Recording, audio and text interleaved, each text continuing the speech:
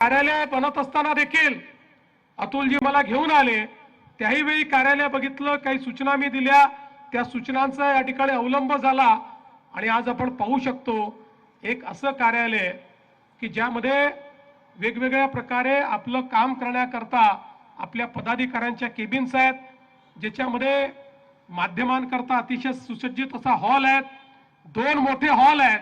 म्हणजे आता छत्रपती संभाजीनगरला प्रदेश कार्यकारिणी करायची असेल तरी देखील या कार्यालयात होऊ शकते, एवढी व्यवस्था या कार्यालयामध्ये आहे.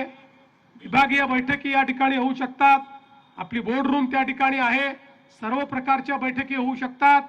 त्यामुळे सगळ्या सुविधांनी युक्त अशा प्रकारचं एक उत्तम कार्यालय या ठिकाणी आपण तयार केलं आहे. आणि आपल्या सगळ्यांच्या मनामध्ये ही गोष्ट स्पष्ट आहे, कार्यालय ही व्यवस्था आहे, कार्यालय चांगलं आहे याचा आनंद आहे, पण कार्यालयाच्या इन्फ्रास्ट्रक्चरवर पक्षाचं काम डिपेंडंट नसतं, त्याच्यावर अवलंबून नसतं.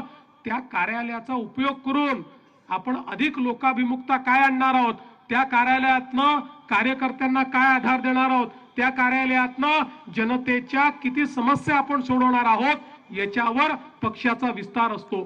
त्यामुळे एक उत्तम अशा प्रकारचं इन्फ्रास्ट्रक्चर, एक पायाभूत सुविधा ही पक्षाने तयार केली आहे. आता पदाधिकारी आणि जे प्रमुख आहेत ही जबाबदारी त्यांची आहे की या कार्यालयाचा उपयोग करून जनसामान्यांच्या अडचणी सोडवणे आणि भारतीय जनता पक्षाचा विस्तार करणे हे कार्य आपल्याला करावं लागेल. आज आपण पाहतोय मराठवाड्यामध्ये मोठ्या प्रमाणात आपल्या सरकारने मागच्याही काळामध्ये अनेक चांगली कामं केली. विशेषतः छत्रपती संभाजीनगरमध्ये मागच्या काळात आपण जो सगळ्यात महत्त्वाचा प्रश्न होता पिण्याच्या पाण्याचा, 1680 कोटी रुपयाची योजना ही त्या काळामध्ये आपण मंजूर केली, त्याचं काम आपण सुरू केलं.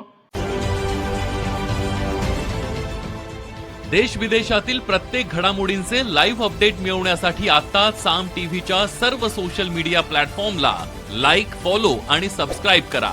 तसंच सर्व नोटिफिकेशनसाठी बेल आयकॉन प्रेस करायला विसरू नका.